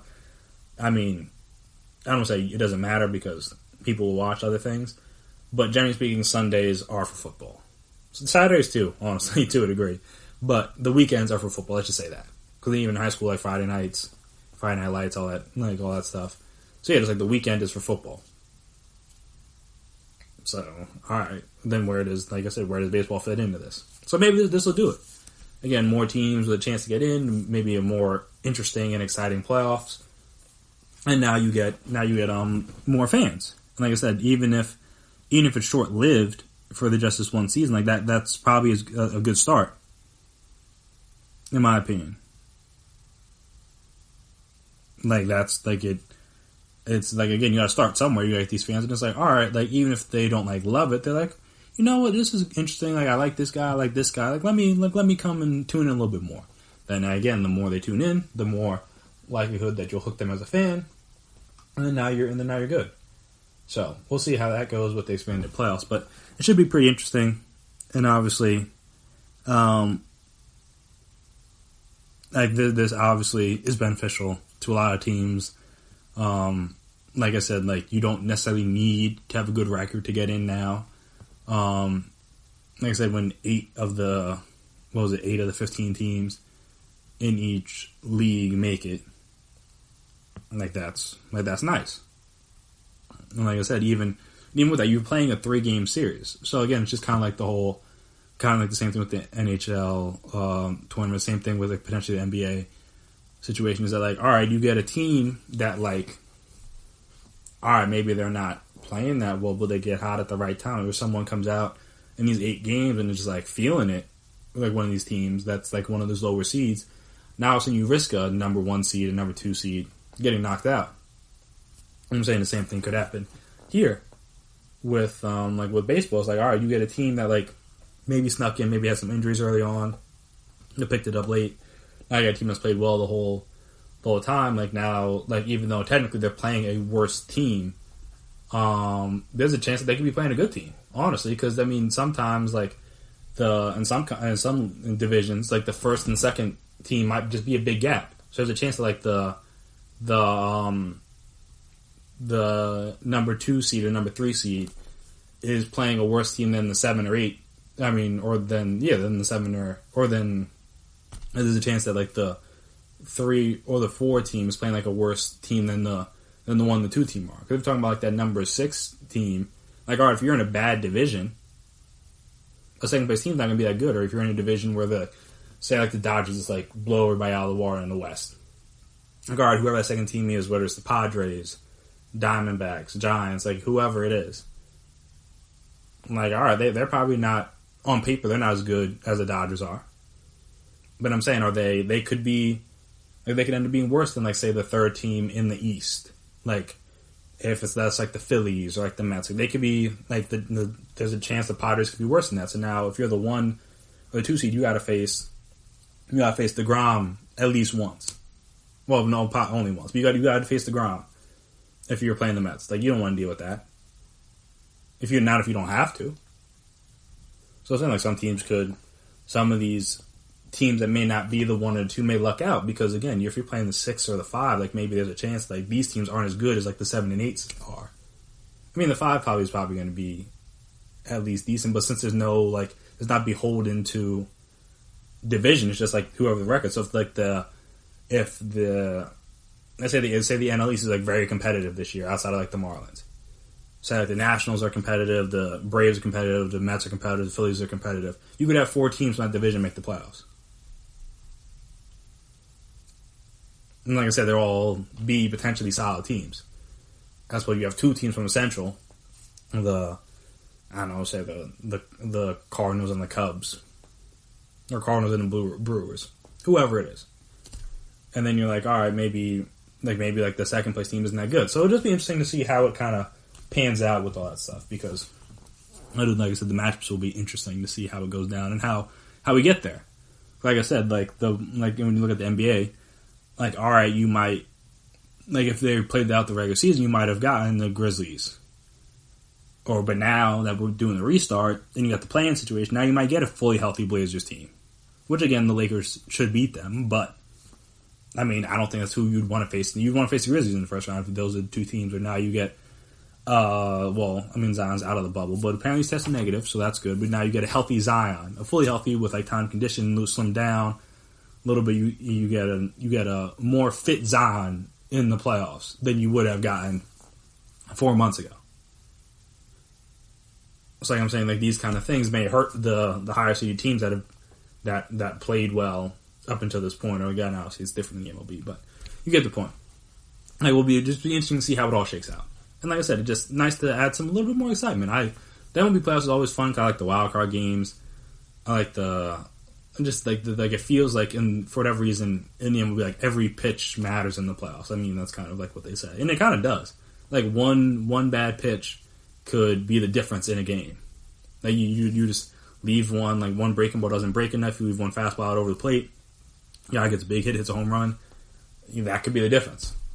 Unless, again, the baseball's a juice. And then, they'll probably happen a little bit more often. But you get the point. It'll just add more excitement. And that's all we're looking for in our sports, is some sort of excitement. So that'll be interesting to see. So I will be intrigued to see how that goes down once the playoffs start. But, again, it's like, everyone's kind of doing it. They're making some sort of slight alterations to the playoff system this year. So I was like, hey, the MLB might as well get in on it. Your season's already going to be weird, so let's just get weirder. In my opinion, speaking of weird, as we talked about, MLB, no fans. Well, all the sports, no fans, but MLB is going to have no fans. When I was watching the games, I was watching the Yankees-Phillies game earlier, and my boy Mike, or Giancarlo, as he likes to be called now, was having a good day. And I'm getting, I mean, he's good. He's a good player, former MVP, so I'm not that surprised. But it got me thinking on, like, are there going to be some players, I mean, you could go about all the leagues, but are there going to be some players, start with MLB, that are going to be better off because of the fact there's going to be no fans? So I'll delve deeper into my thinking behind that and give my thoughts and some guys that I think could be better due to the fact there's no fans this year and all that stuff. So just wait right there. I'll be right back, and we'll discuss. Check out the show built around the women of MMA. From the UFC, Invicta FC, Bellator, and One Championship. We got the fights covered. It's the Golden State Media Concepts Women's MMA Podcast. The latest news of upcoming fights, discussions of previous matches. Join us as we talk to and about the biggest names in women's mixed martial arts. Past, present, and future. When it's the women's fight game, you know where to listen to. The Golden State Media Concepts Women's MMA Podcast.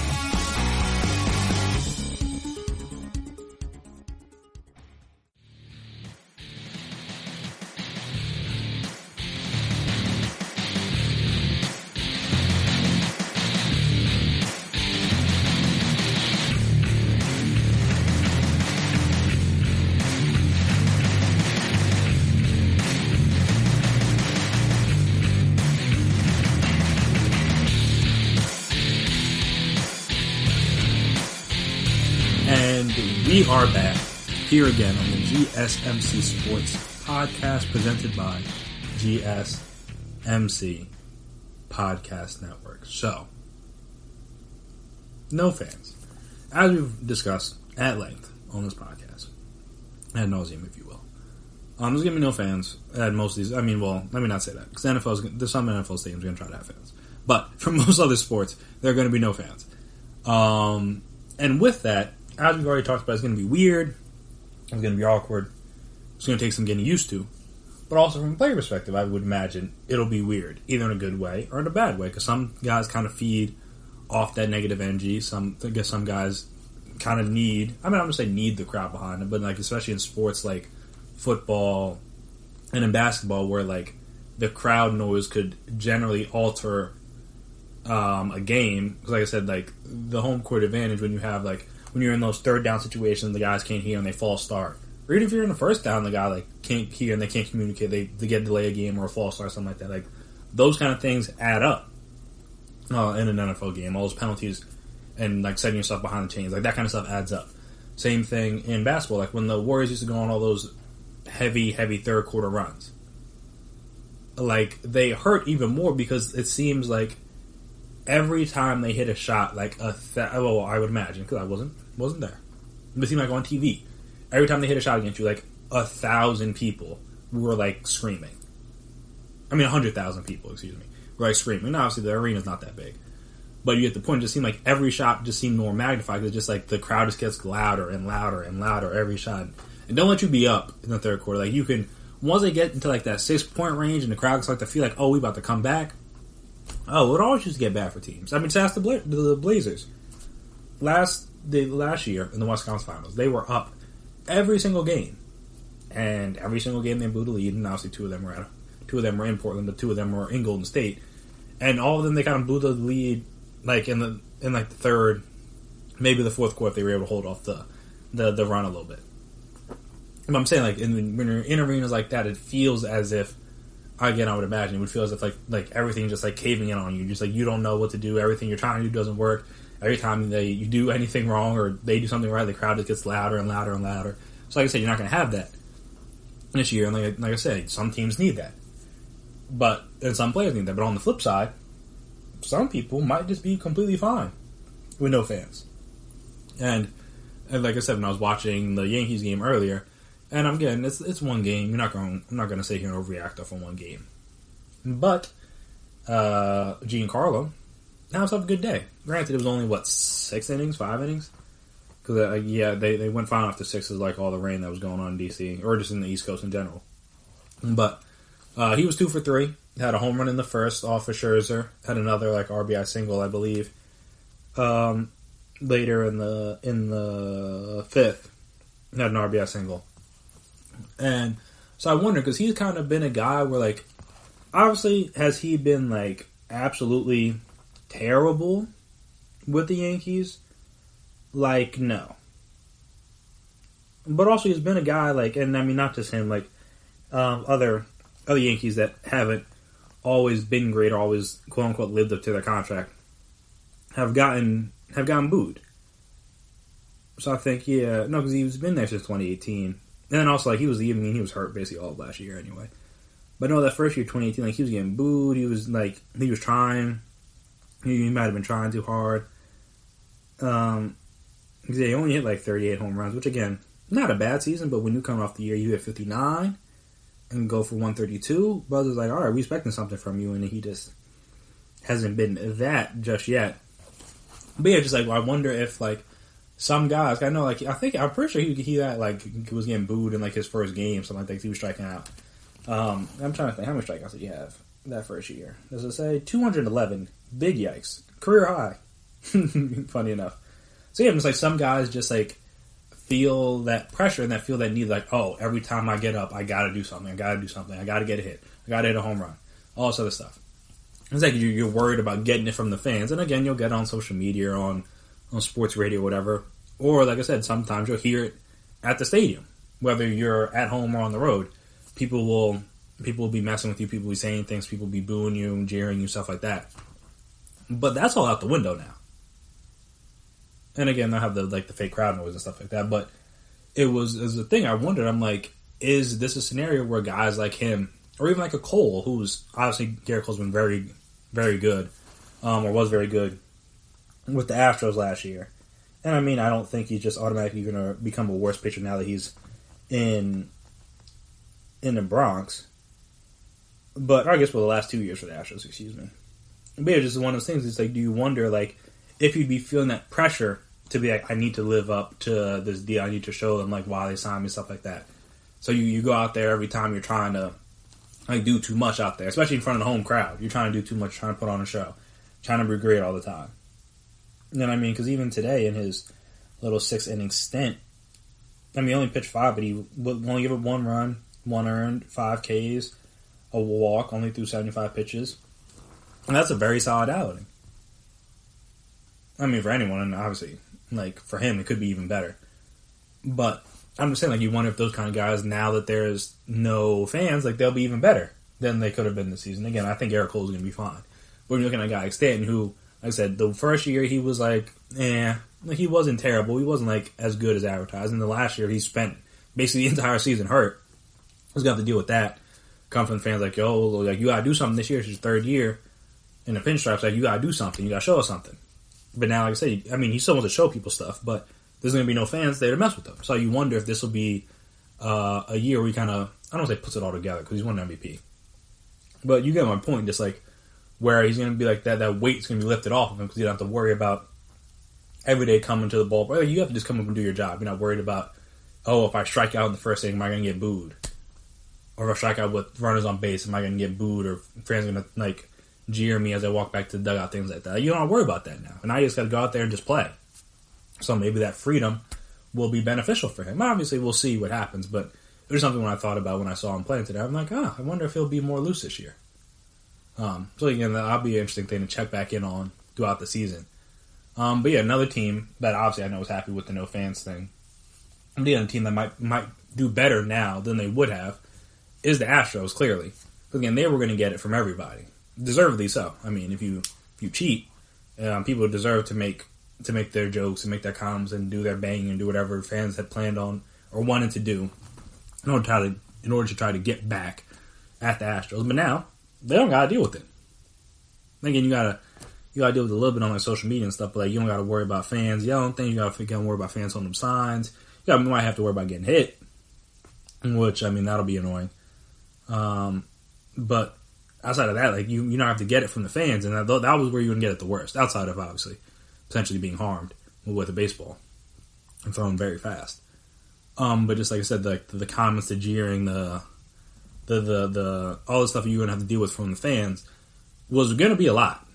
And again, probably just save it all for next year because people won't forget. They're like this will follow those Astros players for the rest of their career, at least in my opinion, because people aren't going to forget that you cheated. People don't forget when you cheat.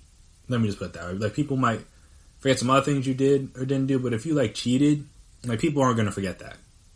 I mean, people still, like I said, no, depending on who you are. Let me just put it that way because obviously people still bring up the Mike Vick dogfighting thing, even though he went to jail. Served his time, so I don't know what more you want the guy to do at this point. Again, should you have the dogfighting? No, but if you watch the 30-30, like that was just like a thing people did back then in the hood. It doesn't make it right. I'm not trying to justify it, but it's like they didn't know it was bad. If you see it growing up and you see everyone doing it, you don't know any different. You don't know it's bad. But obviously, you found out it's bad, then you went to jail and everything. You try to do right since then. And people still held that against them. Meanwhile, Big Ben had those allegations against him, and people in Pittsburgh just like, yeah. It's all kind of relative. But yes, I don't think people are going to forget about that, or people would have forgotten about that, even with the break. So the Astros were going to get that. And now, like I said, Bregman doesn't have to worry about it. Altuve doesn't have to worry about it. Correa doesn't have to worry about it. Springer, none of those guys.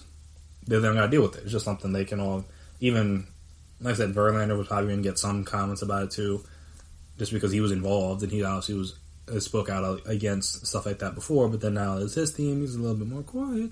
Which, I mean, of course he is, because, I mean, it helped benefit you. You're not going to be like, yeah, you probably shouldn't have done that. At least not till after you leave the team. Like, once you retire, it's like, yeah, we'll probably say that. But, like, now he's still on the team. He might be, it's like, yeah, I might turn the blind eye. What was that? Like that, what was it? The things like the Marge gif or the Marge meme, like the side eye. Yeah, that's probably what Justin Verlander is doing like right now. Like, yeah, this is bad, but help me get a ring. So I can live with it. But yeah, so then like I said, the Astros, this is definitely going to help. And then a third team that I would say, or a third player, I guess because I was just more of like a team. But a third player, I would say that this would probably benefit, is a guy like Edwin Diaz. Just because, again, if you don't know who he is, because you don't follow the Mets, I don't blame you. The Mets have caused my father a lot of anguish in his lifetime. But last year, he was very, very shaky after, again, being dominant in 2018. All-Stars, 57 saves. Is that whoops says 0.7? Yikes. Did not know that. Good Lord. He had, 124 strikeouts in 73 innings. Only had 16 earned runs all season at a 1.96 ERA. So again, 2018, 24, he's phenomenal. Gets traded to the Mets as a part of the Robinson Cano deal. And he had a 5.59 ERA. I guess he appeared in 66 games. So about a little bit less than the year before, but again, he was bad for a lot of those games. So that is probably part of the reason why. Only had 26 saves, only pitched 58 innings, gave up 36 earned runs, in those 58 innings. Also gave up 10 more home runs, 15 as opposed to 5. Had more walks, had less strikeouts. His whip was up to 1.3. It was, like I said, all of it not really that great. So he's in need for a bounce back. And if he's gonna end up staying on the Mets, he's gonna need to have a bounce back year.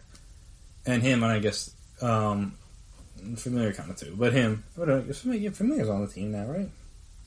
Let me. I want to make sure that they didn't. I thought they might have got rid of Familia. Nope, still on the Mets. He's another one that probably could use a bounce, but he had a 5.7 ERA last year too. Both of them stunk. But yeah, so they're kind of guys that are like, all right, you're not going to have to deal with the fans because it's like, all right, you come in. I said the first game of the year, he blows a save. Either of them doesn't matter. I mean, I don't know who they're going to have technically save closing the games. We'll see what happens. But say you blow a save first game or the first series. All the Mets fans saying like, oh, here we go again. Here we go. Another year of this. Another year that, like, again, you're going to get boos. You're going to get people gonna be booing when you're even coming in to pitch. Like, it's gonna be bad. Because again, I was gonna say New York fans don't like following a loser, but then there's a lot of Knicks fans, so that doesn't track. But yeah, it's just like it's just not gonna be a good situation for either of them, Familia or Diaz. So they're two guys that'd be like, hey, look, no fans, like we just got to pitch. You don't gotta worry about the crowd. You don't gotta worry about nothing but getting this one guy out in front of you. Hey, maybe they could do that. I mean, again, we'll see how it plays out. But I know from a viewer perspective, we always talk about the fans, like the no fans and how it's going to look for us or the experience. But like watching the games, it really doesn't make that big of a difference to me. The no fans thing, like basketball is a little bit weird because of all the squeaking and stuff. But baseball, it's like it was already like relatively, wasn't like that loud at the games other than like big moments anyway. So if you're pumping the crowd noise for those big moments, like in between the pitches, it's not like it's pretty calm. So that's no different. The crack of the bat's a little louder, which is cool because a baseball hit on the sweet spot of a bat. One of the best sounds in the world of sports. And like I said, football's not going to be that different because, like, again, you're used to hearing the quarterback go through, make adjustments and check the line and stuff like that. So you're just going to hear that maybe a little bit louder now. But yeah, I just thought it would be interesting to kind of like keep an eye on some of these guys that like have good years and if they credit it to the no fans. Because I think that is going to be a factor. Again, whether or not they come out and say it will be interesting to see, but I think that'll be a factor. But yeah, it'll just be interesting. Hopefully for the Mets fans' sake, Edwin Diaz can't be a disaster this year because the guy they traded, the prospect traded away for him, he is quickly ascended up the Mariners rankings. I think he's like, my dad told me he's like top 15 ranked prospect now, and like the minor leagues, even though like they kind of don't exist anymore. But you get the point. He's like one of the top prospects in the league right now. And they traded him for old Robinson Cano and a potentially bad reliever. So, and now he's like looking like the greatest trade. But, like I said, maybe he'll get back to his all-star form without the fans. We shall see. Like I said, just be interesting. I just want you guys to check in on that and monitor that. Just see like if any guys have like surprise good years out of nowhere and just see if that's what they credited it to. Because I'm not saying it's going to happen, but it is at the very least a possibility.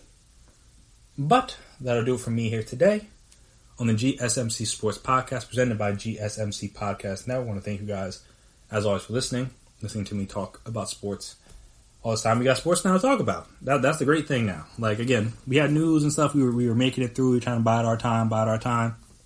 We're here now, baby. We're back. Sports are back. Thank goodness. Because, like I said, I'm still very skeptical on if like all the sports leagues are going to finish.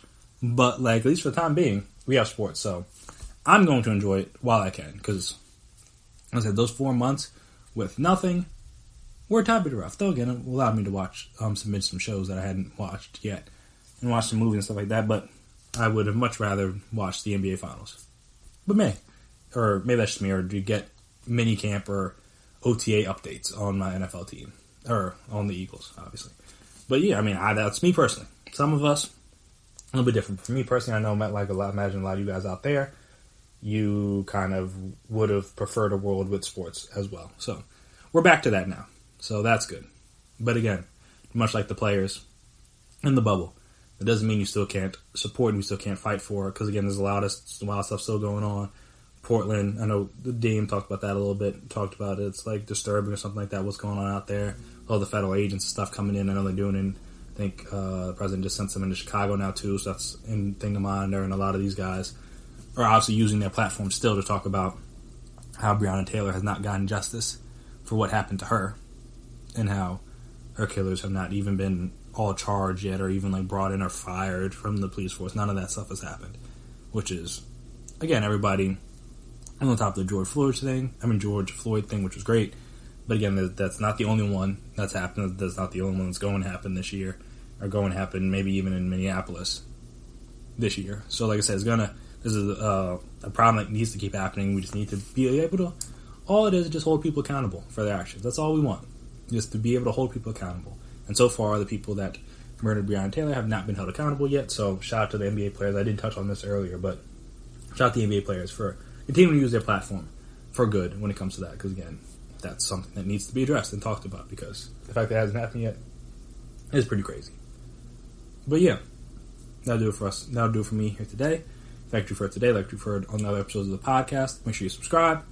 Help make sure you never miss an episode. Help make sure you're always on top of when we drop our latest stuff. Also, if you could please as well, wherever you listen to your podcast, give us a 5-star rating or a nice review.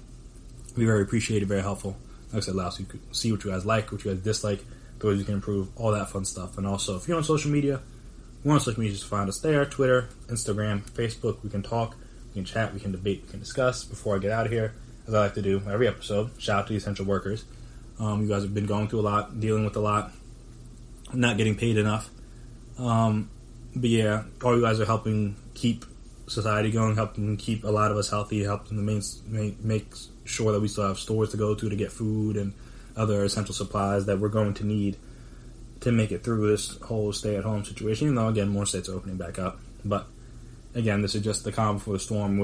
If it gets bad, once it gets colder and once the cold and flu season hits, it'll be this, but much worse. So, again, shout out to you guys. I know you guys have to deal with a lot, having to go through a lot, seeing a lot.